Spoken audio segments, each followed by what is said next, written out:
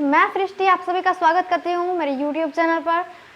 तो आज हम लोग पढ़ेंगे हिस्ट्री का चैप्टर 1 का पार्ट 2 और इस चैप्टर का नाम है कब, कहाँ और कैसे।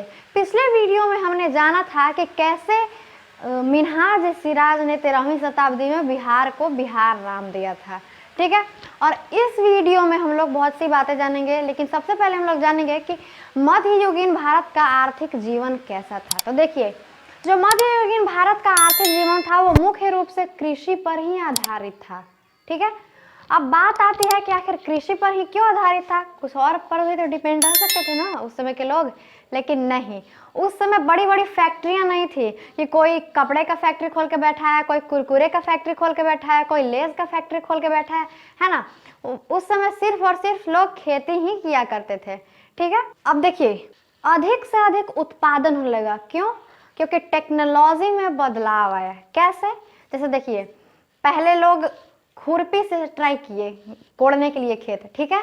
उसके बाद फिर क्या, फिर बकुआ से ट्राई किए। लेकिन ये सब बात सीबीएसई बोर्ड वालों को समझ में नहीं आएगा, ये सीबीएसई बोर्ड वालों के लिए नहीं है। समझ में आई बात? तो फिर बकुआ से कोड़ना स्टार्ट किए, फिर उसके बाद सोचा कि अरे बहुत टाइम लगी थोड़े करा में, आओ कुछ बड़ा सोच। तो फिर कुदारी का इस्तेमाल करना शुरू किए, कुदाल का, ठीक है, फावड़ा का। फिर क्या किए, फिर हल और बैल से खेती करना स्टार्ट किए, जोतना, खेत को जोतना स्टार्ट किए, ठीक है। तो इस तरह से उत्पादन अधिक होने लगा। पहले हल और बैल से जोतते थे, ठीक है। अब क्या हो गया, अब ट्रैक्टर से जोतने लगे और उससे भी बड़ी बड़ी मशीनें आने लगी हैं, ठीक है। हालांकि अभी तो हमारे यहाँ उस तरह की मशीनों का प्रयोग नहीं होता है, अभी तो ज़्यादातर लोग ट्रैक्टर का ही इस्तेमाल करते हैं खेत को कोड़ने के लिए, ठीक है। तो ये हो गया। अब देखिए, उत्पादन अधिक से अधिक होने लगा, तो अधिक से अधिक होगा तो क्या होगा, सभी के पास पैसा होगा, और अगर पैसा होगा तो क्या होगा, शहरी जीवन बढ़ेगा, जो सब लोग लेज और कुरकुरे खाएंगे, ठीक है ना। तो इस तरह से शहरी जीवन बढ़ा, शहरी जीवन की रफ्तार बढ़ गई। सब सीबीएसई बोर्ड में बदलने लगे बिहार बोर्ड से। तो चलिए अब जरा हम डिटेल में चर्चा करते हैं कि किस तरह से खेती के क्षेत्र में परिवर्तन हुए। तो चला पहले हम लोग कुड़ाई के बारे में बात करेंगे, ठीक है।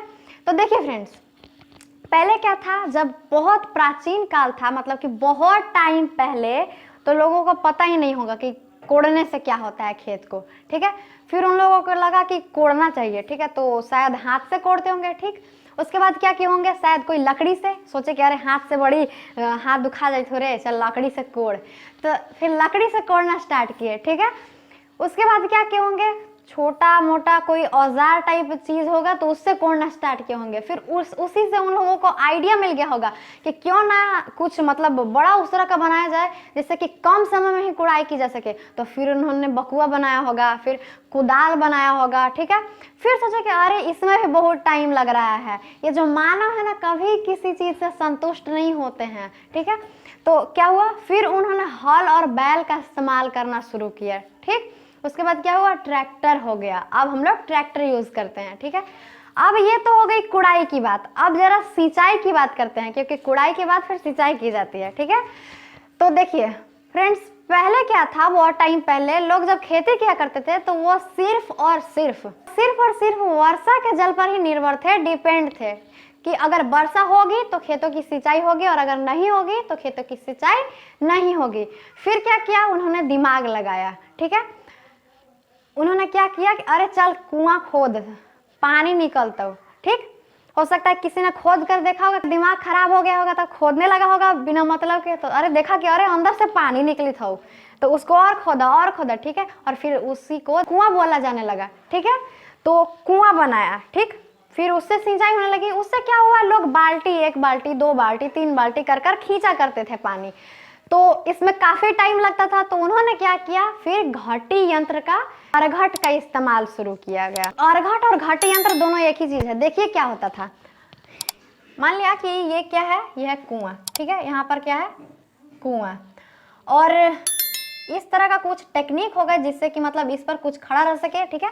और यहाँ इसमें क्या है, पानी भरा हुआ है, ऊपर तक पानी भरा हुआ है, और यहाँ पर एक बड़ा सा चक्का लगाया हुआ है, ठीक है। बड़ा सा चक्का लगाया हुआ है और इसमें डब्बे फिक्स हैं, ठीक है। डब्बे लगा हुआ है, डब्बा लगा हुआ है। इसमें क्या है, इसमें बाल्टी लगा हुआ है, ठीक। ये क्या होगा, ऐसे जाएगा, ऐसे घूमेगा, घूमेगा तो क्या होगा, पूरे में लगा होता है, ठीक है, अब कहाँ ये सब देखने को मिलता है, अब तो वो मोटर हो गया और बोरिंग हो गया। ठीक, तो इस तरह की सिंचाई की अब टेक्नोलॉजी नहीं है, वो सब खत्म ही हो गया, एकदम विलुप्त हो गया। इस तरह से इसमें पूरे चक्के में क्या इस तरह के डब्बे लगे होते थे, बाल्टी लगी होती थी, तो ये क्या ऐसे घूमता था तो क्या होता था, इसमें पानी भरता था। ठीक है, और पानी भरता था तो जब ये इधर से इस तरह से घूम कर जाएगा तो इधर से पानी इधर गिर जाएगा, है ना। तो इस तरह से लोगों ने सिंचाई करना शुरू किया। फिर क्या हुआ, गर्मी का दिन आया, पानी सूख गया। क्या, पानी सूख गया, तो अब वो लोगों को सिंचाई करने में दिक्कत होने लगी, पहले के लोगों को। तो उन्होंने सोचा कि क्यों ना और गहरा कुआं खोदा जाए, जिससे कि पानी नहीं सूखेगा, नीचे चला जाएगा लेकिन पानी नहीं सूखेगा। तो ये जो था, ये तो सिर्फ ऊपर से ही पानी निकाल सकता था, ये तो अंदर जाएगा नहीं, है ना।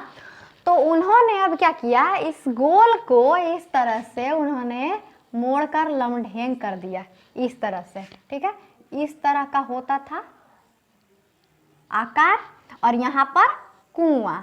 ठीक है, ये हो गया कुआं यहाँ पर। तो अब क्या होगा, इसमें भी डब्बे लगे होते थे, यानी कि बाल्टी, डब्बा, जो भी आप बोल लीजिए समझने के लिए। ठीक है, ये क्या होगा, ये इस तरह से जाएगा। ठीक है, यहाँ पर गया, इस तरह से घूम कर गया, और फिर क्या, पानी इधर गिर जाएगा, पानी इधर गिर जाएगा तो खेतों की सिंचाई हो जाएगी, है ना। अब जरा एक और बात मेरे से छूट गई, तो उसको मैं बताती हूँ कि पहले लोग वर्षा पर डिपेंड थे। क्या, वर्षा पर डिपेंड थे, लेकिन उसके बाद क्या, नहरों से सिंचाई करना शुरू किया। तो क्या होता था, जो बरसाती नदियां थी वो गर्मी के दिनों में सूख जाती थी, सिर्फ बरसात के दिनों में ही भरी रहती थी। तो इसके वजह से उनको अभाव हुआ, और आपने तो सुना ही होगा कि आवश्यकता ही है आविष्कार की जननी होती है। तो इस तरह से इन सारी चीजों का आविष्कार हुआ। ठीक है, तो हमने कुड़ाई कर ली, सिंचाई कर ली। अब जरा पहनाई की बात करते हैं, यानी कि मतलब वस्त्र उद्योग। देखिए, हुआ क्या था कि 8वीं शताब्दी में एक अरब शासक था जिसका नाम था मोहम्मद बिन कासिम। उसी ने सिंध पर आक्रमण कर दिया था। ठीक, आक्रमण कर दिया, तो वो अपने साथ इस्लाम धर्म को यहाँ पर लाया था। हालांकि वो कुछ दिन यहाँ पर रहा था, और फिर लौट कर वो फिर से अपनी कंट्री चला गया था। ठीक है, अपने देश में चला गया था, अपने राज्य में चला गया था। लेकिन वहाँ के जो सैनिक लड़ाई के दौरान यहाँ पर आए हैं, वो लोग यहाँ पर कुछ कुछ बस गए और कुछ कुछ लौट भी गए। तो क्या हुआ, कोरोना वायरस आया तो हम लोगों में फैला कर गया ना, है। तो उसी तरह से इस्लाम धर्म के लोग यहाँ पर आए और आकर अपना वायरस हम लोग में फैला दिए। मतलब कहने का मतलब ये कि मतलब जो उनकी संस्कृति थी वो यहाँ पर लोगों ने देखा और उसको सीखा और उसको अपने जीवन में ले लिया, शामिल कर लिया। ठीक है, अब जरा पॉइंट पर आ जाते हैं। तो देखिए, ये तो बात हुई कि 8वीं शताब्दी की। इसको सिर्फ आप कह सकते हैं कि इस्लाम धर्म के बारे में लोगों ने जान लिया था, सीख लिया था कि ये इस्लाम धर्म है। लेकिन अगर सही मायने में देखा जाए कि इस्लाम धर्म कब आया, ठीक है, इस्लाम धर्म के लोग उस समय आए थे और फिर वापस लौट गए थे। इस्लाम धर्म का वायरस वहां पर फैला था। लेकिन अगर सही मायने में देखा जाए कि इस्लाम धर्म के लोग इंडिया कब आए, तो ये 13वीं शताब्दी में हुआ था। और उससे पहले लोग, यानी कि 13वीं शताब्दी के पहले लोग क्या किया करते थे, तकली से सूत काट कर कपड़ा बुना करते थे। और आज जो हम इस तरह के कपड़े पहनते हैं सिले हुए, ये पहले नहीं था। पहले सिर्फ और सिर्फ हमने लपेटे हुए कपड़े पहने थे। मतलब कि जैसे देखिए, पहले के पुरुष क्या पहनते थे, धोती, सिर्फ और सिर्फ धोती पहनते थे। और वहीं पर स्त्रियां क्या पहनती थी, सिर्फ और सिर्फ साड़ी पहनती थी। लेकिन जैसे ही 13वीं शताब्दी में इस्लाम धर्म का आगमन भारत में हुआ, वे तरह तरह की चीजें अपने साथ लेकर आए और यहाँ के लोगों ने भी उसको सीखा, और वहाँ के लोगों ने भी हमारी संस्कृति को सीखा और खुद के जीवन में अपनाया। ठीक है, तो वो जब 13वीं शताब्दी में आया तो वो अपने साथ चरखा लेकर आए। ठीक है, जैसे कि सूत काटने की जो स्पीड थी वो दुगनी हो गई, तिगनी हो गई। ठीक है, तो क्या हुआ, इससे क्या प्रभाव पड़ा, इससे क्या हुआ, सूती कपड़े की गुणवत्ता और उसकी खरीद बिक्री में वृद्धि हुई। ठीक है, और इसके साथ साथ ही फ्रेंड्स एक और बात कि धुनिया की कमान भी इसी समय भारत में आई थी। अब बोलेंगे आप कि धुनिया की कमान क्या है, तो देखिए हमारे बुक में एक ठो यहाँ पर चित्र बनाया गया है। यहाँ पर आप देख सकते हैं, इस तरह का चित्र है। ये देखिए यहाँ पर है ना धुनिया। तो कुछ नहीं था फ्रेंड्स, मतलब कह सकते हैं कि वो एक जाति थी। ठीक है, और उनका यही काम था। क्या काम था कि वो लोगों से रुई लेते थे और उसको धुन कर कमान से, धुनिया की कमान मैंने अभी बोला ना, कमान से कुछ इस तरह का, यहाँ पर आप देख सकते हैं कि चित्र में कुछ इस तरह का बनाया गया है, ठीक है ना। तो इसी को शायद कमान कहा जाता था और इसी से इस धागे पर पीटा जाता था, ठीक है। तो पीटते थे तो क्या होता था, यहाँ पर रुई रखा हुआ था तो ये वाइब्रेट होता था, और वाइब्रेट होने की वजह से क्या होता था, रुई मतलब फिर से सॉफ्ट हो जाता था, ठीक है। अभी आप मतलब आपके घर में या फिर आपने जरूर सुना होगा कि रजैया ओढ़ी तोड़ी ईटा पत्थर जैसा हो गई है। क्यों, ऐसा क्यों हो गया है? क्योंकि उसको बहुत टाइम से हम लोग यूज कर रहे हैं, उसको बीच में धुनाई नहीं करवाया उसकी, ठीक है। तो इसलिए वो ऐसा हो जाता था। तो धुनिया का क्या काम था कि वो रुई धुनता था, ठीक है। तो रुई धुनता था तो रुई से ही तो धागा बनता था, है ना। हमने वस्त्र उद्योग के बारे में जान लिया है। अब जरा आ जाते हैं पढ़ाई पर। क्या क्या हमने सीखा, कुड़ाई जाना, सिंचाई जाना, पहनाई जाना। अब क्या जानेंगे हम लोग, पढ़ाई के बारे में जानेंगे। तो देखिए, आज जिस कागज पे आप लिखते हो उसका आविष्कार 100 ईस्वी में चीन में ही हो चुका था, समझे। लेकिन हमारे देश में यह 13वीं शताब्दी में आया। क्या, कागज हमारे देश में 13वीं शताब्दी में आया, ठीक है। क्यों, क्योंकि मुस्लिम लोग यहाँ पर आए और वो अपने साथ कागज लेकर आए, ठीक है। हालांकि उन्होंने वो बनाना चीन से सीखा था, ठीक है, और वो यहाँ पर लेकर आए और फिर हमने सीखा, ठीक है। इससे क्या हुआ, कागज लेकर आए जब इंडिया में तो ज्ञान विज्ञान में प्रगति हुई, है ना, और लेन देन में, व्यापारिक कामों में भी काफी सुविधा बढ़ी। उस काल की रचनाएं आज भी पांडुलिपियों के रूप में सुरक्षित हैं। अब आप बोल रहे होंगे कि पांडुलिपि क्या है। तो फ्रेंड्स, जो हाथ से लिखा जाता है ना उसी को पांडुलिपि कहा जाता है, ठीक है। तो अब हम लोग कुछ महत्वपूर्ण आविष्कारों के बारे में जानेंगे कि अगर वो नहीं होते, अगर वो उनका आविष्कार होता ही नहीं तो आज भी हम बहुत ही प्रॉब्लम से गुजर रहे होते। तो क्या थे वो आविष्कार? पहला क्या था, दिशा सूचक यंत्र।